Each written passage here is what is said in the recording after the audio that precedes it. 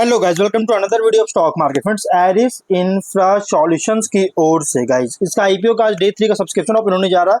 जानेंगे live subscription 2 दिन में कितना था, जीएमपी कितना चल रहा है, लिस्टिंग कितना मिलेगा, अप्लाई करें या फिर लास्ट डे तो फाइनल डिसीजन क्या होना चाहिए, क्या आईपीओ में करना चाहिए, डिसीजन क्या लेना चाहिए, इन सभी पॉइंट्स को डिस्कस करेंगे। चलिए फ्रेंड्स वीडियो स्टार्ट करते हैं। आईपीओ गाइस 18 जून ओपन हुआ था और 20 जून आज के दिन क्लोज किया जा रहा है। ₹2 का फेस वैल्यू 210 टू 222 रुपीज पर शेयर की प्राइस बैंड 67 शेयर्स के लॉट साइज 499.6 करोड़ का issue size 2 crore 25 lakh 4,324 shares का इशू किया जा रहा है। Fully fresh issue IPO, book build IPO और बीएससी एनएससी दोनों में लिस्टेड किया जाएगा। अलॉटमेंट डेट फाइनलाइज किया गया 23 जून का। 24 जून रिफंड्स रिलीज किया जाएगा, शेयर्स डीमैट अकाउंट में क्रेडिट होगा और 25 जून का लिस्टिंग डेट रखा गया है। Lot size retail only 1 lot, retail minimum 1 lot apply कर सकते हैं। 67 शेयर्स मिलेंगे, मैक्सिमम 13 लॉट्स 871 शेयर्स मिलेंगे। Small HNI minimum 14 lots 938 shares, maximum 67 lot 4489 shares मिलेंगे। Big HNI minimum 68 lot apply कर सकते हैं, 4556 शेयर्स मिलेंगे। मैक्सिमम अपने बजट के अकॉर्डिंग अप्लाई कर सकते हैं। QIB 30% ऑफर दिया गया, big HNI 10%, small HNI 5%, retail 10% offer दी गई है। प्रोमोटर होल्डिंग प्री इशू 51.6% का, पोस्ट इशू 37.5% का होल्डिंग देखने को मिल जाएगा। एंकर इन्वेस्टर से 224.8 करोड़ का फंड रेज किया गया है।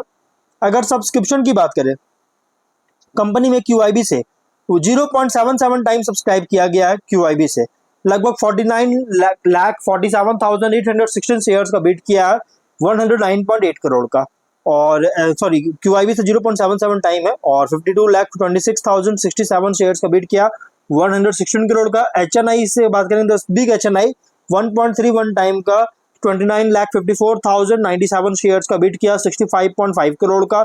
स्मॉल HNI 1.65 टाइम का 18,54,426 शेयर्स का बिड किया 41.1 करोड़ का, और डिटेल से 3.17 टाइम सब्सक्राइब है 71,32,619 शेयर्स का बिड किया है 158.3 करोड़ का। तो गाइस जिस आईपीओ में अगर हम बात करें तो इस आईपीओ में QIB से अंडर सब्सक्राइब है, HNI से जाए बिग HNI हो या स्मॉल HNI, फुल्ली से थोड़ा ज्यादा देखने को मिला है। रिटेल में ओवर सब्सक्राइब देखने को मिल रही है। टोटल 1.4 टाइम का 1 करोड़ 73,06,502 शेयर्स का बीट किया 384.2 करोड़ का। फुल्ली सब्सक्रिप्शन देखने को मिला है QIB टोटल कैटेगरी में। टोटल में अगर बात करें तो फुल्ली सब्सक्राइब देखने को मिल रही है।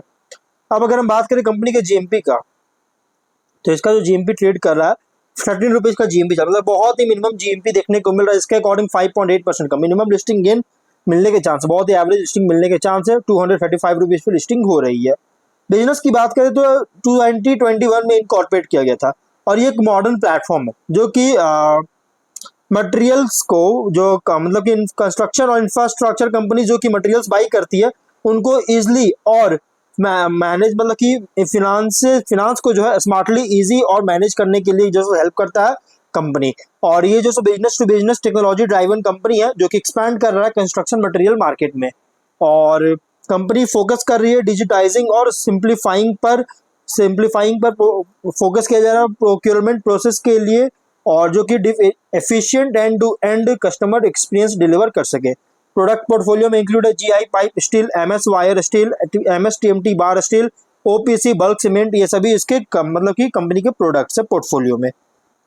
1 अप्रैल 2021 से 31 मार्च 2024 तक अगर हम बात करें तो लगभग 10.35 मिलियन मीट्रिक टन का कंस्ट्रक्शन मटेरियल्स डिलीवर कर चुका है, जिसमें इंक्लूड है aggregates, ready mix concrete, steel, cement, construction chemicals और वॉलिंग सॉल्यूशंस, जिसमें अगर बात करें तो यूटिलाइज कर रही है लगभग, अगर बात करें तो 1458 वेंडर्स यूटिलाइज कर चुका है, 2133 कस्टमर्स को सर्व कर चुका है, और इंडिया की मेजर अलग अलग सिटीज में, जिसमें है महाराष्ट्र के मुंबई, कर्नाटक के बैंगलोर, तमिलनाडु के चेन्नई शहर में, जो कि लगभग 963 पिन कोड्स को कवर करता है। क्लाइंट्स की बात करें तो कैपेसाइड इंफ्रा प्रोजेक्ट्स, जय Kumar infra projects, Afcons infra, EMS limited, SP Singla construction इसके क्लाइंट्स है। एरिस यूनिस्टर्न की बात करें जो कि आरी सॉल्यूशंस, ये सब्सिडियरी है कंपनी का, और ये वैल्यू एडेड सर्विसेज भी प्रोवाइड करता है रियल एस्टेट डेवलपर्स को, जिसमें इंक्लूड है एडवाइजरी, कंसल्टेंसी, मार्केटिंग और सेल्स सपोर्ट, जो कि टेलर कर सके प्रोवाइड करता है। स्ट्रेंथ की बात करेंगे तो लेवरेज दे रही है टेक्नोलॉजी का, जिससे कंस्ट्रक्शन मटेरियल्स के लिए सप्लाई चेन को ट्रांसफॉर्म कर सके। और वेल पोजीशन है, जिससे सिग्निफिकेंट मार्केट अपॉर्चुनिटीज को भी कैपिटलाइज कर सकती है इस पर। और company third party manufacture construction materials भी ग्रो कर रही है लगातार। स्ट्रॉन्ग नेटवर्क है जो कि इफेक्ट कर रहा है इसके लॉन्ग टर्म स्ट्रेटेजिक बेनिफिट्स को इंश्योर करने के लिए। Technology enabled comprehensive credit risk analysis framework के ऑपरेशनल एफिशिएंसी के लिए प्रोमोटर्स के द्वारा लीड किया जा रहा है और एक्सपीरियंस प्रोफेशनल टीम के द्वारा सपोर्ट किया जा रहा है।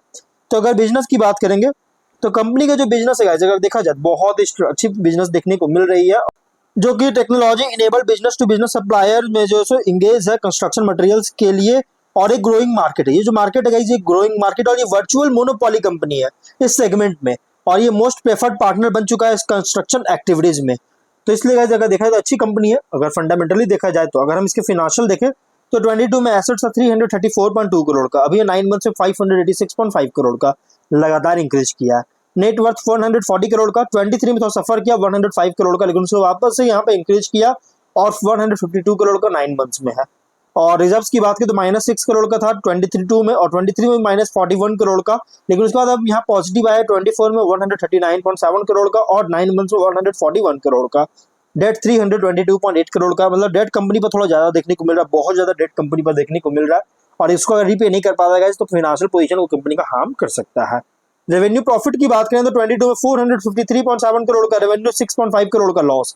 23 में 754.4 करोड़ का रेवेन्यू, 15.4 करोड़ का लॉस। 24 में 702.3 करोड़ का रेवेन्यू, 17.3 करोड़ का लॉस। देखिए कंपनी का 22 में से 23 में अच्छी ग्रोथ हुआ रेवेन्यू में, लेकिन जो 24 का जो रेवेन्यू है वापस से डाउनफॉल हुआ, और कह सकते हैं टॉप लाइन में इनकंसिस्टेंसी देखने को मिला 22 से 24 तक, लेकिन बॉटम लाइन जो है लगातार लॉस है। तो कंपनी का जो लॉस प्रॉफिट है बॉटम लाइन जिसको बोलते हैं, जो लॉसेस देखने को मिल रहा है, नेगेटिव देखने को मिल रहा है। और ये नेगेटिव सिर्फ देखने को नहीं मिल रहा बल्कि नेगेटिव इंक्रीज भी करता जा रहा है, मतलब ये लॉसेस भी इंक्रीज कर रही है। हाँ 9 मंथ्स में कंपनी का सरप्राइजिंग जो है सो यहाँ पे प्रॉफिट की ओर बढ़ता हुआ नजर आया, और ये सरप्राइजिंग प्रॉफिट देखने को मिला है। लेकिन इसके बावजूद गाइस कंपनी जो प्राइस बैंड रखा गया ना, बहुत ज्यादा एग्रेसिव प्राइस रखी गई लेटेस्ट वर्किंग के अकॉर्डिंग, लेकिन 24 तक जो वर्किंग के अकॉर्डिंग अगर देखा जाए तो पी रेशियो नेगेटिव था, क्योंकि लॉसेस वगैरह फेस करना पड़ा कंपनी को, इसलिए पी रेशियो नेगेटिव देखने को मिल रही थी 24 तक। बट सरप्राइजिंग बूस्ट हुआ 9 मंथ्स में। डेट इक्विटी 1.45 टाइम्स का, RONW -13% का, price to book value 8.6 time का, पी रेशियो -41.9 टाइम का। देख सकते हैं प्राइस टू बुक वैल्यू को छोड़कर इसका RONW और पी रेशियो नेगेटिव देखने को मिल रही है। तो गाइस ओवरऑल अगर बात करते हैं यहाँ पे थोड़ा रिस्की आईपीओ है, ये जो आईपीओ है बहुत रिस्की है क्योंकि प्राइस बैंड बहुत ज्यादा रखा गया है। हाँ अगर आप इसमें रिस्की इन्वेस्टर है तो आप इसमें लॉन्ग टर्म के लिए अप्लाई कर सकते हैं, कि 5 to 10 ईयर्स के अप्लाई करना चाहते हैं, होल्ड करना चाहते हैं 5 to 10 ईयर्स के लिए, तो आप इसको अप्लाई कर सकते हैं। अगर आप इसको hold short term medium term listing के लिए अप्लाई करने सोच रहे हैं तो मैं कहूँ मत कीजिए, फिलहाल आप इसमें वेट एंड वॉच कीजिएगा। क्योंकि इसलिए कंपनी का मैं बोल रहा हूँ कि कंपनी सरप्राइजिंग बूस्ट हुआ, 9 मंथ सरप्राइजिंग प्रॉफिट देखने को मिला, उससे पहले गाइस कंपनी को लॉसेस फेस करना पड़ रही थी। और अगर हम ऑब्जेक्टिव की बात करेंगे तो अभी फिलहाल अगर हम ऑब्जेक्टिव देखें तो कंपनी लोन है इसका रिपेमेंट करना चाहता है, वर्किंग कैपिटल रिक्वायरमेंट, और इसका सब्सिडियरी है build max infra private limited, इसमें वर्किंग कैपिटल रिक्वायरमेंट के लिए इन्वेस्टमेंट करना चाहते हैं, जनरल कॉर्पोरेट पर्सनल फंडिंग चाहते हैं, इसके आईपीओ लेकर आइए। तो बहुत रिस्की आईपीओ तक आप रिस्क नहीं लेना चाहते हैं तो लॉन्ग टर्म के लिए अप्लाई करना चाहते हैं और रिस्क लेना चाहते हैं तो आप इसको अप्लाई कर सकते हैं, अदरवाइज आप इसको इग्नोर कीजिए। किसी भी डिसीजन में अगर आप short term medium term listing के लिए सोच लेगा तो मैं कहूँगा आप इसको इग्नोर कीजिए, लेकिन लॉन्ग टर्म में अगर आप होल्ड करना चाहते हैं तो आप अप्लाई कर सकते हैं। लेकिन फाइनल डिसीजन जो भी लीजिएगा अपने रिस्क पर लीजिएगा, ये कोई रिकमेंडेशन वीडियो नहीं है। तो मिलते हैं नेक्स्ट वीडियो में, बाय।